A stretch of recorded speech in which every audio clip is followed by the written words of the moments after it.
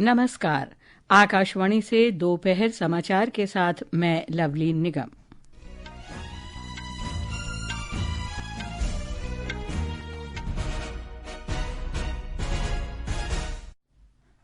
अपने शासन के 25वें वर्ष में प्रवेश करने पर प्रधानमंत्री नरेंद्र मोदी ने विकसित भारत के सामूहिक स्वप्न को साकार करने के लिए कड़ी मेहनत का संकल्प लिया।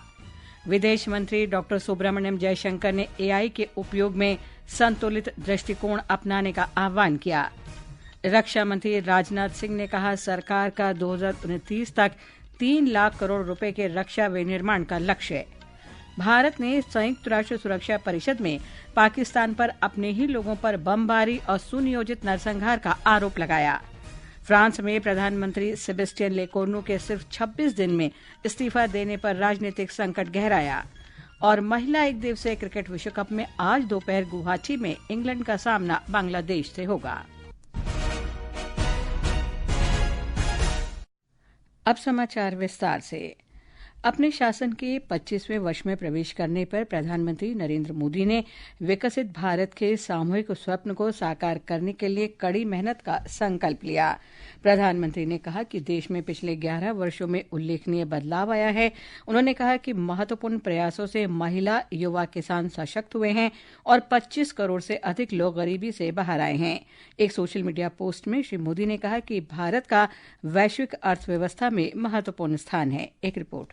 प्रधानमंत्री मोदी ने कहा कि देश में प्रमुख स्वास्थ्य देखभाल और सामाजिक सुरक्षा योजनाएं चल रही हैं। सरकार का उद्देश्य सभी क्षेत्रों में देश को आत्मनिर्भर बनाना है, जिसमें गर्व से कहो ये स्वदेशी है का आह्वान नजर आए। प्रधानमंत्री मोदी ने शासनाध्यक्ष के रूप में देश की सेवा के 25वें साल में प्रवेश करने पर लोगों का आभार व्यक्त किया है। अपनी यात्रा का स्मरण करते हुए श्री मोदी ने कहा कि जब उन्होंने गुजरात के मुख्यमंत्री का पद संभाला था तो कई लोगों को लगता था कि गुजरात कभी दोबारा नहीं बढ़ेगा। उन्होंने कहा कि सामूहिक प्रयासों के जरिए उन्होंने गुजरात को सुशासन का केंद्र बनाया। प्रधानमंत्री ने वर्ष 2013 को याद किया जब वे 2014 के लोकसभा चुनाव के लिए प्रधानमंत्री के उम्मीदवार के रूप में चुने गए थे। उन्होंने कहा कि भारत के लोगों ने एनडीए को भारी बहुमत से जीत दिलाई और ये सुनिश्चित किया कि भाजपा पार्टी को पूर्ण बहुमत मिले। सकलीन की रिपोर्ट के साथ समाचार कक्ष से वैष्णवी।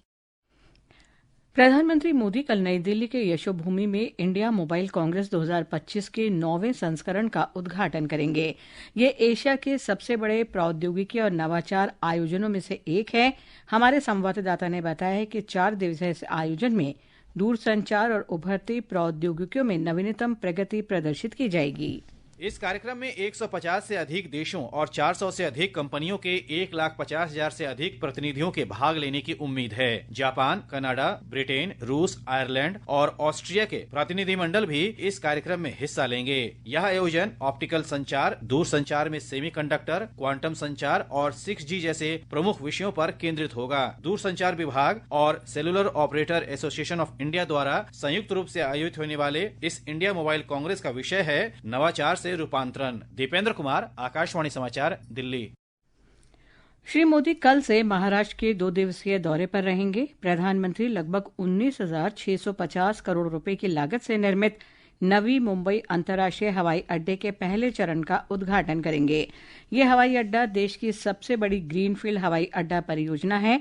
यात्रा के दौरान श्री मोदी लगभग 12,200 करोड़ रुपए की अनुमानित लागत से निर्मित मुंबई मेट्रो लाइन 3 और चरण 2B का भी उद्घाटन करेंगे।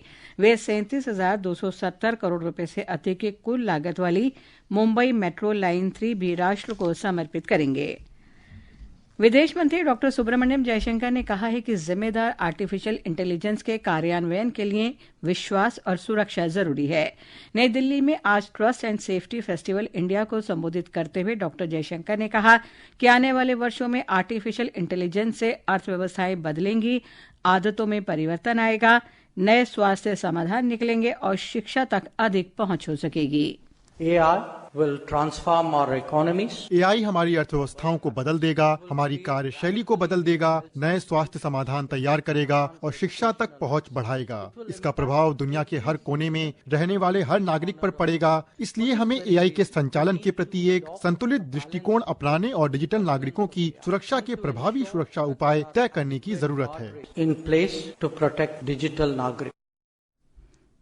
वित्त मंत्री निर्मला सीतारामन ने कहा है कि सरकार ने प्रत्यक्ष लाभ अंतरण के जरिए 4,31,000 करोड़ रुपए की बचत की है। श्रीमती सीतारामन ने आज मुंबई में ग्लोबल फिनटेक फेस्टिवल में गिफ्ट सिटी में विदेशी मुद्रा निपटान प्रणाली का शुभारंभ किया। वित्त मंत्री ने आधार, UPI, digi locker, artificial intelligence के इस्तेमाल से बैंकिंग, वित्त और फिनटेक के क्षेत्र में देश के विभिन्न प्रयासों का भी उल्लेख किया। ग्लोबल फिनटेक फेस्ट का 6वां संस्करण आज मुंबई में शुरू हुआ। हमारे संवाददाता ने बताया है कि 3 दिवसीय इस आयोजन में वैश्विक नेता, नीति निर्माता, नवप्रवर्तक और उद्योग विशेषज्ञ वित्तीय प्रौद्योगिकी के भविष्य पर चर्चा के लिए एक साथ आ रहे हैं। इस सम्मेलन का विषय है यांत्रिक मेधा चलित विश्व के लिए धन की उपलब्धता। सम्मेलन का आयोजन payments council of India, national payments corporation of India (NPCI) और फिनटेक कन्वर्जेंस काउंसिल द्वारा संयुक्त रूप से किया जा रहा है। ग्लोबल फिनटेक फेस्ट का उद्देश्य यह दर्शाना है कि ऑगमेंटेड इंटेलिजेंस किस प्रकार एक अधिक स्मार्ट और समावेशी वित्तीय प्रणाली का निर्माण कर सकती है। इस वर्ष का मुख्य आकर्षण है भारत AI एक्सपीरियंस जोन, जिसे NPCI और अमेरिकी कंपनी NVIDIA ने मिलकर तैयार किया है। सम्मेलन में 400 से अधिक प्रदर्शनियां भी आयोजित होंगी। स्वीटी जैन, आकाशवाणी समाचार, मुंबई। ब्रिटेन के प्रधानमंत्री कीर स्टारमर कल से भारत की 2 दिन की यात्रा पर रहेंगे।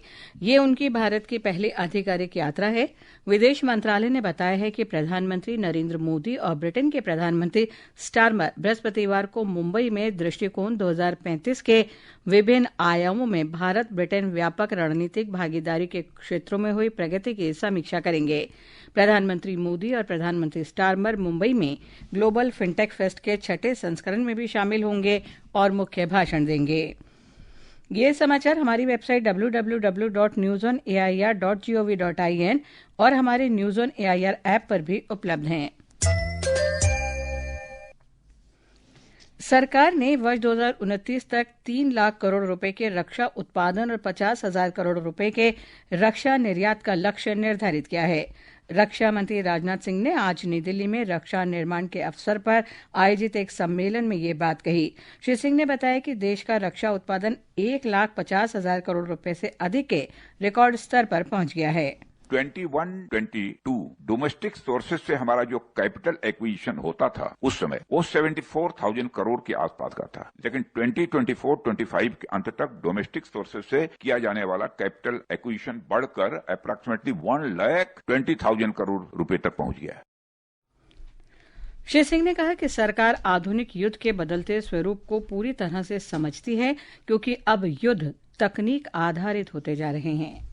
आज का युद्ध पूरी तरह से टेक्नोलॉजी ओरिएंटेड हो गया है। ऑपरेशन सिंदूर में भी इसका डेमो हम सब ने देखा है। इसलिए हमें न सिर्फ existing state of the art technology जैसे artificial intelligence, quantum technology in defence आदि में महारत हासिल करनी है, बल्कि हमें ऐसी फ्यूचरिस्टिक टेक्नोलॉजी के बारे में भी सोचना होगा जिसके बारे में दुनिया में अभी सोचा भी न गया हो। राष्ट्रपति द्रौपदी मुर्मू ने कहा है कि देश के सशस्त्र बलों ने ऑपरेशन सिंदूर के दौरान एकजुटता और रणनीतिक दूरदर्शिता की शक्ति का प्रदर्शन किया। उन्होंने कहा कि तीनों सेनाओं की संतुलित कार्रवाई से नियंत्रण रेखा के पार आतंकवादी ढांचे को ध्वस्त कर दिया गया। राष्ट्रपति मुर्मू ने आज राष्ट्रपति भवन में 65वें राष्ट्रीय रक्षा महाविद्यालय पाठ्यक्रम के संकाय सदस्यों और पाठ्यक्रम सदस्यों को संबोधित करते हुए ये बात कही। भारत ने संयुक्त राष्ट्र सुरक्षा परिषद में पाकिस्तान के खिलाफ कड़ा जवाब देते हुए कहा है कि वो एक ऐसा देश है जो अपने ही देशों पर बमबारी और सुनियोजित नरसंहार करता है। श्री हरीश ने भारत वैश्विक शांति के प्रति अपनी प्रतिबद्धता की अभिव्यक्ति के रूप में संयुक्त राष्ट्र शांति स्थापना में देश के निरंतर योगदान पर चर्चा की। We believe that it is no longer a question of whether. हमारा मानना है कि अब सवाल ये नहीं रह गया कि क्या महिलाएं शांति स्थापित कर सकती हैं, बल्कि सवाल ये है कि क्या महिलाओं के बिना शांति की स्थापना हो सकती है। इन नियुक्तियों के द्वारा भारत ने शांति अभियानों में महिला शांति सैनिकों के गहन प्रभावों को दिखाया है। वे संघर्ष क्षेत्रों में महिलाओं को अपने उदाहरणों से प्रेरित करती हैं और बताती हैं कि महिलाएं नेतृत्वकर्ता और रक्षक भी बन सकती हैं। They inspire women in conflict zones through example that they too can be leaders and protectors. उपराष्ट्रपति और राज्यसभा के सभापति सीपी राधाकृष्णन आज सभी दलों के सदन के नेताओं से भेंट करेंगे। राज्यसभा का सभापति बनने के बाद निर्वाचित प्रतिनिधियों के साथ उनकी ये पहली मुलाकात है। इस बैठक में आगामी शीतकालीन सत्र के दौरान सदन में व्यवस्था बनाए रखने पर भी चर्चा हो सकती है। प्रधानमंत्री नरेंद्र मोदी द्वारा घोषित जीएसटी बचत उत्सव 22 सितंबर से शुरू हुआ। ये समाज के सभी वर्गों को लाभान्वित कर रहा है। राष्ट्रीय राजधानी दिल्ली की अर्थव्यवस्था को बढ़ावा देने वाले जीएसटी सुधारों पर हमारे संवाददाता की रिपोर्ट। नए कर सुधारों में हुई जीएसटी दरों में कटौती से दिल्ली के उपभोक्ता और कारोबारी दोनों को बड़ा लाभ मिलने की उम्मीद है। नई कर संरचना के तहत 7,500 रुपए से कम कीमत वाले होटलों के कमरों पर जीएसटी को घटाकर 5% कर दिया गया है। इस कर में कमी से होटलों में रहने वालों की संख्या बढ़ेगी और दिल्ली के पर्यटन क्षेत्र को भी बढ़ावा मिलेगा। सरकार ने होटलों, रेस्टोरेंट्स, कैफे और केटरिंग सेवाओं में इस्तेमाल होने वाले रसोई के सामानों पर भी जीएसटी घटाया है। जीएसटी 2.0 के तहत इन वस्तुओं पर कर की दर 18% से घटाकर 5% कर दी गई है। इस कदम से मेन्यू कीमतों में स्थिरता आएगी और छोटे तथा मध्यम स्तर के भोजनालयों की लाभप्रदता में सुधार होगा। अगली पीढ़ी के जीएसटी सुधारों से दिल्ली के आतिथ्य क्षेत्र में रोजगार के अवसरों में भी सुधार की संभावना है, जिससे होटलों और रेस्टोरेंट्स में काम करने वाले लोगों को लाभ होगा। जूते, चप्पल, फर्नीचर, प्रिंटिंग और स्टेशनरी वस्तुओं पर भी जीएसटी में कटौती की गई है। इस कमी से इन वस्तुओं की कीमतें घटेंगी और उपभोक्ताओं को लाभ होगा। नए कर सुधार न केवल परिवारों के दैनिक खर्च को कम करेंगे, बल्कि सूक्ष्म, लघु और मध्यम उद्योगों को भी सशक्त बनाएंगे। सकलैन अख्तर, आकाशवाणी समाचार, दिल्ली। सत्तारूढ़ दल और विपक्षी गठबंधन सीट बंटवारे को अंतिम रूप दे रहे हैं। एनडीए गठबंधन में वरिष्ठ भाजपा नेता अपने गठबंधन सहयोगियों लोक जनशक्ति पार्टी रामविलास और केंद्रीय मंत्री जीतन राम मांझी के हिंदुस्तान आवामी मोर्चा के साथ बातचीत कर रहे हैं। विपक्ष में राष्ट्रीय जनता दल और कांग्रेस के नेतृत्व में महागठबंधन में भी सीट बंटवारे पर बातचीत हो रही है। राज्य विधानसभा चुनाव के पहले चरण के लिए नामांकन प्रक्रिया 10 अक्टूबर को शुरू होगी। फिक्की फ्रेम्स के रजत जयंती संस्करण का आज मुंबई में उद्घाटन हुआ। इस कार्यक्रम में सूचना और प्रसारण सचिव संजय जाजू और अभिनेता आयुष्मान खुराना भी उपस्थित थे। श्री जाजू ने उद्घाटन समारोह में पिछले 25 वर्षों में मीडिया और मनोरंजन उद्योग की उल्लेखनीय प्रगति पर चर्चा की। ये समाचार आकाशवाणी से प्रसारित किए जा रहे हैं। ताज़ा समाचार जानने के लिए आप हमारे social media handle x@AIR news Hindi को फॉलो कर सकते हैं। फ्रांस के प्रधानमंत्री सेबेस्टियन लुकोनू ने कार्यभार संभालने के 26 दिन बाद और मंत्रिमंडल की घोषणा के बाद पद से इस्तीफा दे दिया है। संसद के निचले सदन नेशनल असेंबली में राजनीतिक दलों ने उनके मंत्रिमंडल के गठन की आलोचना की है। इस राजनीतिक उथल पुथल के कारण पेरिस शेयर बाजार में काफी गिरावट दर्ज की गई है। मौसम विभाग ने आज हिमाचल प्रदेश, उत्तराखंड, रायलसीमा, तमिलनाडु, पुदुचेरी, कराईकल और भारत के पूर्वोत्तर राज्यों में अलग अलग स्थानों पर मूसलाधार वर्षा का अनुमान व्यक्त किया है। विभाग ने दिल्ली, उत्तराखंड, चंडीगढ़, हिमाचल प्रदेश, पंजाब और हरियाणा में गरज के साथ बिजली और तेज हवाओं के साथ बारिश की भी संभावना व्यक्त की है। दिल्ली और आसपास के इलाकों में आज रुक रुक कर बारिश हुई, जिससे तापमान में गिरावट आई। जम्मू और कश्मीर के ऊपरी इलाकों में कल मौसम की पहली बर्फबारी हुई, जिससे पूरे क्षेत्र में तापमान सामान्य से नीचे आ गया। महिला एक दिवसीय क्रिकेट विश्व कप में आज इंग्लैंड का मुकाबला बांग्लादेश से होगा। यह मैच दोपहर 3 बजे से गुवाहाटी के बरसाबारा क्रिकेट स्टेडियम में खेला जाएगा। देश के विभिन्न हिस्सों में आज वाल्मीकि जयंती मनाई जा रही है। यह दिन रामायण के रचयिता महर्षि वाल्मीकि की जयंती का प्रतीक है। इस अवसर पर राष्ट्रपति, उपराष्ट्रपति और प्रधानमंत्री ने देशवासियों को शुभकामनाएं दी हैं। अंत में मुख्य समाचार एक बार फिर। अपने शासन के 25वें वर्ष में प्रवेश करने पर प्रधानमंत्री नरेंद्र मोदी ने विकसित भारत के सामूहिक स्वप्न को साकार करने के लिए कड़ी मेहनत का संकल्प लिया। विदेश मंत्री डॉ. सुब्रमण्यम जयशंकर ने AI के उपयोग में संतुलित दृष्टिकोण अपनाने का आह्वान किया। रक्षा मंत्री राजनाथ सिंह ने कहा, सरकार का 2029 तक 3 लाख करोड़ रुपए के रक्षा विनिर्माण का लक्ष्य है। भारत ने संयुक्त राष्ट्र सुरक्षा परिषद में पाकिस्तान पर अपने ही लोगों पर बमबारी और सुनियोजित नरसंहार का आरोप लगाया। और महिला एक दिवसीय क्रिकेट विश्व कप में आज दोपहर गुवाहाटी में इंग्लैंड का सामना बांग्लादेश से होगा। इसके साथ ही दोपहर समाचार का ये अंक समाप्त हुआ। नमस्कार।